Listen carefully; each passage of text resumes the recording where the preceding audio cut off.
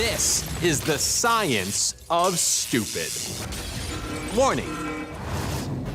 The following program contains toxic levels of stupidity.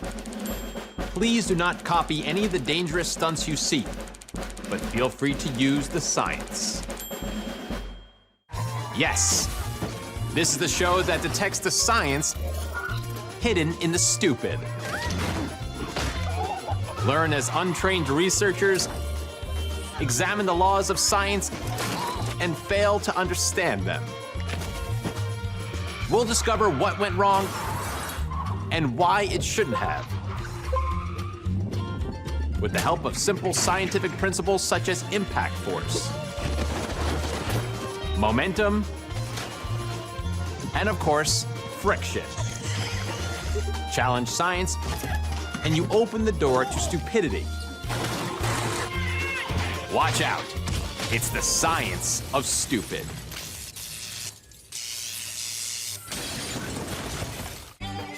In this episode, we'll be examining the difference between fear and phobia, between traction and no traction. And we'll be looking at stability in water. Or the lack of it, anyway. But first, this. I love cycling. It offers so many modes of exploring physics. I've got my road bike for the commute, my mountain bike for the trails, and my trial bike for the ridiculous.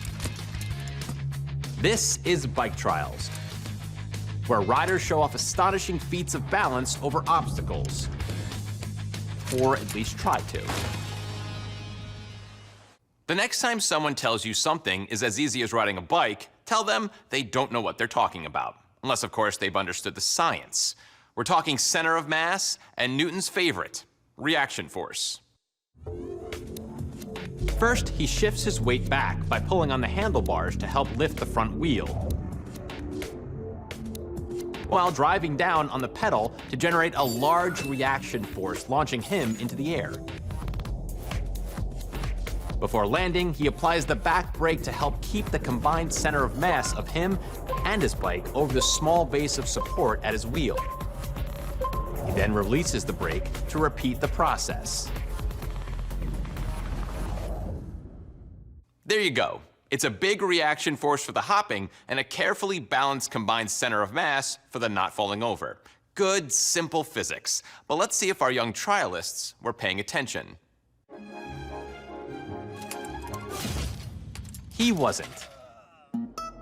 Starting on one wheel gives him a tiny base of support, and when he leans his center of mass too far forward, gravity causes him to pivot, which might have been less painful if he'd bothered to wear a helmet. It's a weird choice of location, but go for it. Good start. Back wheel locked, ready for the big jump, lots of downward force, and he's made it. Momentarily.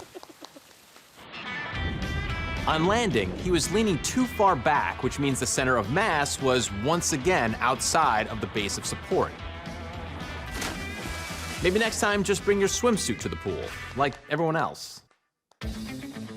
Here we go. Good technique. Great balance. Oh, maybe the pool wasn't such a bad idea. He hasn't generated enough reaction force, so he lacks the momentum to make the second wall. Look, this clearly isn't working. Why don't we try going down rather than up? See, gravity is your friend. But not checking what you're landing on is your fault. Maybe it's not the jumper, it's the bike. So let's try a different one. Much better.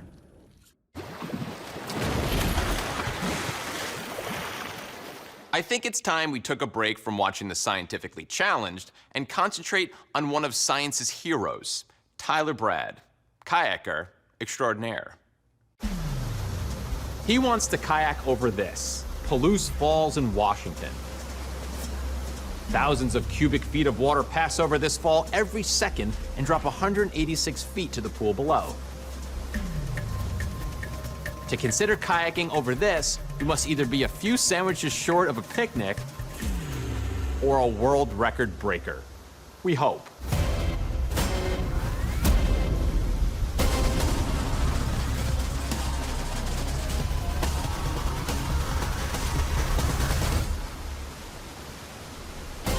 Oh, there he is.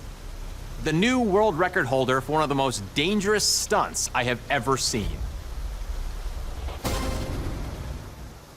Needless to say, even if you do have a 186-foot water feature, don't try this at home or anywhere else. Falling off a waterfall is the easy part, but as gravity initially accelerates you down at 32 feet per second, it's surviving. That's the tricky bit.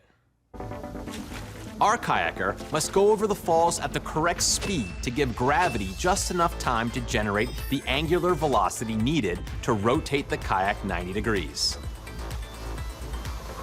This angle minimizes hydrodynamic drag, so he experiences less impact force and cuts through the water.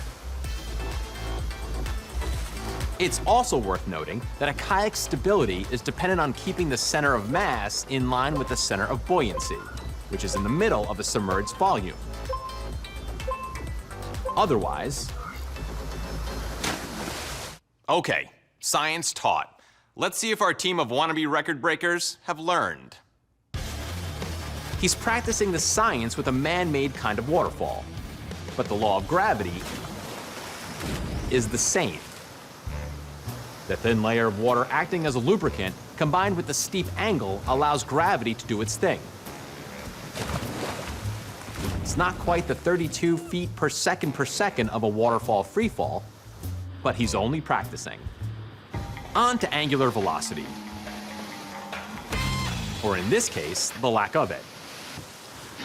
Launching too fast meant he gained very little angular velocity, hitting the H2O at a terrible angle, thereby maximizing hydrodynamic drag, which is bad as it brought him to an almost immediate and very painful stop.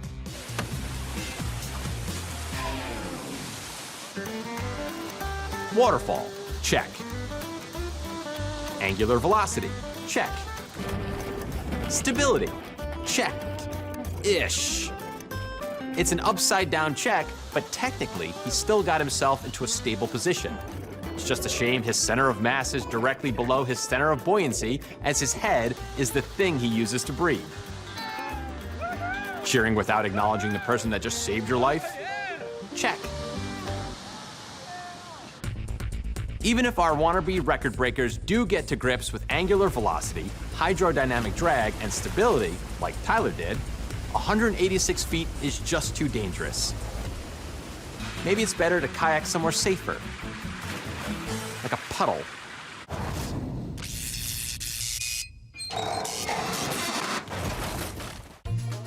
Now then, can you deduce what scientific concept this young man is about to demonstrate by jumping over his friends?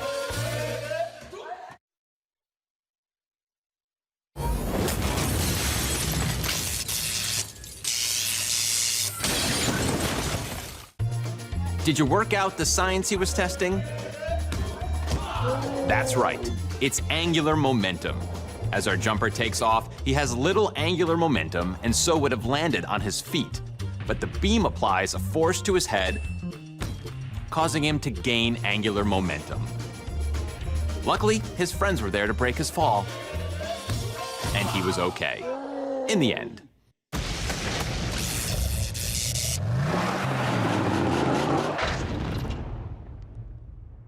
Avid Science of Stupid viewer and 32nd President of the United States, Franklin Roosevelt said, "The only thing we have to fear is fear itself." Well, obviously he never suffered from arachnophobia. He's trying to get to you. Just remember, How's he doing that? they are as frightened of you as you are of them. Apart from that one, obviously. Arachnophobia, the fear of spiders, is a funny old mix between practical survival and totally irrational behavior. Fear isn't the enemy. Irrational fear is. For example, A fear of a big dog bearing sharp teeth? Sensible. But fear of a placid small dog? Phobia. Fear of spiders is logical, as some are venomous. In fact, research suggests it could be genetic. Babies were shown pictures of spiders and their pupils enlarged, even though they may have never seen one before. It's part of the fight or flight response, where chemicals are released into the bloodstream, increasing respiratory rates and blood flow to the muscles, preparing the body to fight back.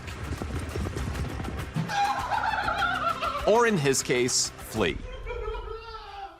Of around 43,000 different spiders in the world, less than 30 have ever killed anyone. But it's believed our innate fear of them may have stemmed from our cave-dwelling ancestors, who might have had more contact with the more deadly and less itsy-bitsy of those 43,000. Anyway, lesson over. Maybe a nice glass of milk to calm the nerves. Because she didn't expect to see a spider, her reaction is instinctive. Flight and screaming. Hello, spider. Now, he knows exactly what he's doing. Hi. He's teasing this jumping spider. I'll talk. And it's not called a jumping spider for nothing. This species can suddenly increase blood pressure in its legs so that they instantly extend, propelling it forwards up to several times its body length, which also causes a sudden rush of blood in our spider botherer. One particularly clean researcher has discovered a spider in his bath, and obviously he doesn't have a phobia, as he's happy to poke it. Not so happy anymore. When his 8-legged friend jumps in, our bather gets a heavy dose of fight or flight chemicals. Less relaxing than a bubble bath. But remember, fear can be sensible. Some spiders carry enough toxins to kill an adult. Others, not so much. Her fear causes her body to bypass her rational brain to react to the danger and escape before she even realizes it isn't a real spider. But running on the spot, probably not the best flight reaction. I'm so glad we filmed that! As are we.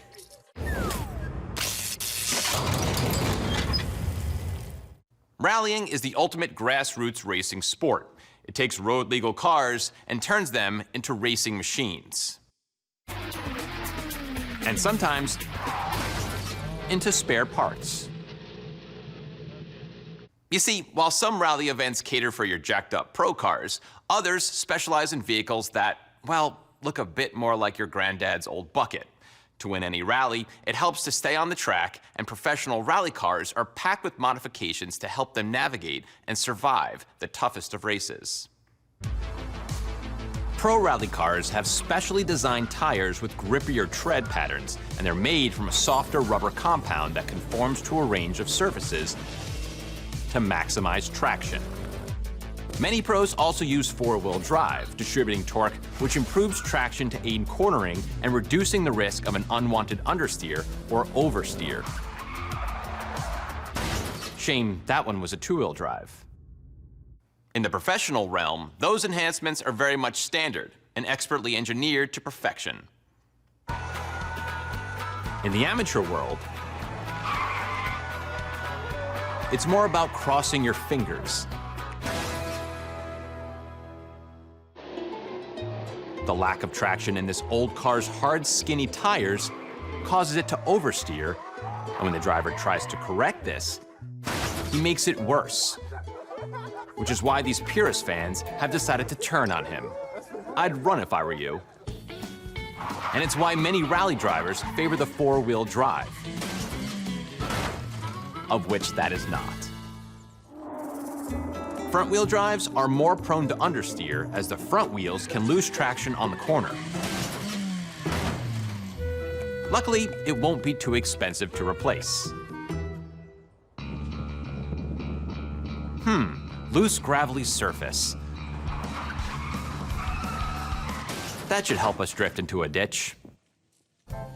high-performance rally cars can hug a corner at high speed. This little hatchback prefers to oversteer and embrace the ditch. But upgrade that runaround with all the right bits in the trophy is in the bag. He kept the steering wheel, right?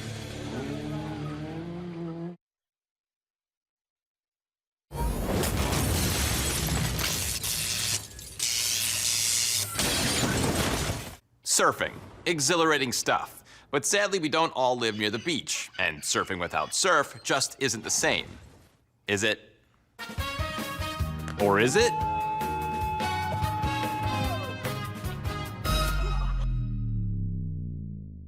It's not. Nevertheless, it turns out that surfing on grass is a thing. Not a particularly safe or advisable thing, but a thing nonetheless. While there are less sharks, the stopping bit can really bite, thanks to the dead-eyed fun killer we call friction. An initial input of forward velocity, like a running start, will help overcome the static friction with the grass. And then gravity can provide additional momentum. The lower the coefficient of kinetic friction between the grass and the board, the more effective gravity will be as he glides over the grass. Sitting or lying is easier than standing, as upright surfers have a higher center of mass, which is trickier to keep over their base of support. Basically, it's pretty much the same as water surfing, just a lot less salty and a lot more hurdy. Okay, first up, we need to overcome static friction. A little run-up will do, but even better if we catch ourselves a good wave. I mean, hill. Like this one, but without the gigantic bush. Gravity caused this rider to pick up velocity very quickly, and his momentum meant he couldn't stop in time to avoid the shrubbery. Maybe next time try somewhere with less shrubs and more space. That's better. Hang on, that's cheating. Yeah, serves you right. He appears to hit a rough patch, and the increased kinetic friction slows the board, making it very hard to keep his center of mass over his base of support. So, what if we lower that center of mass by lying down?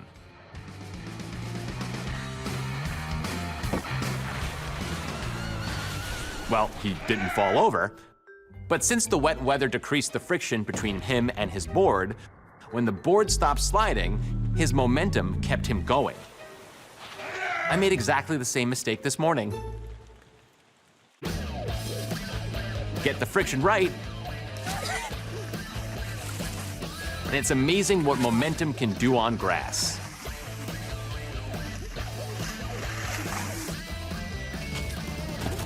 Sand? That's a whole other science.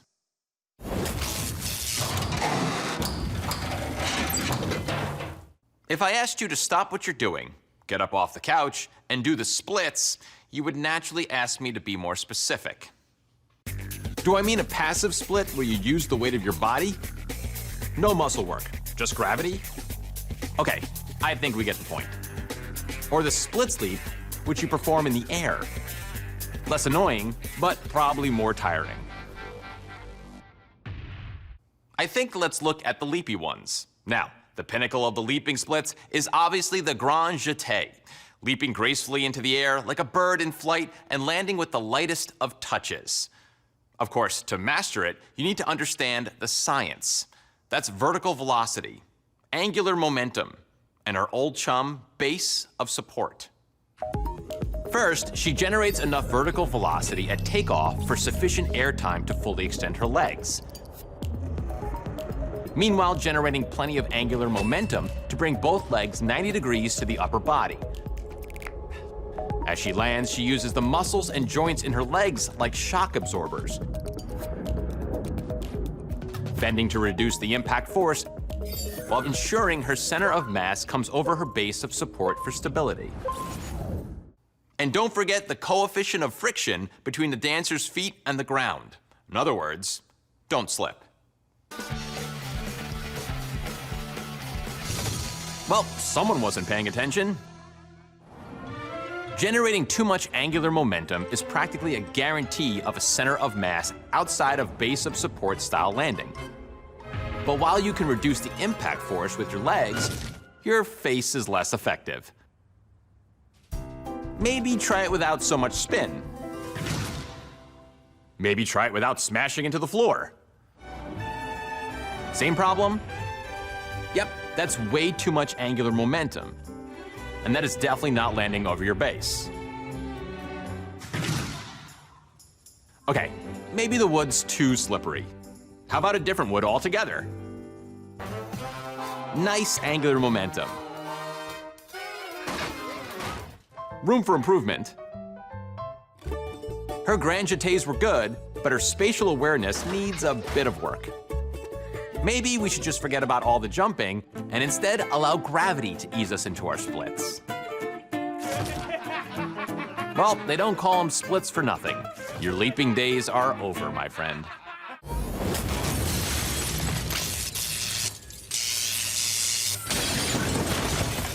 And that's it. We've done all we can to help the scientifically challenged.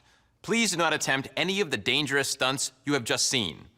As Benjamin Franklin is alleged to have said, we're all born ignorant, but one must work hard to remain stupid. And guess what? These guys have worked really hard.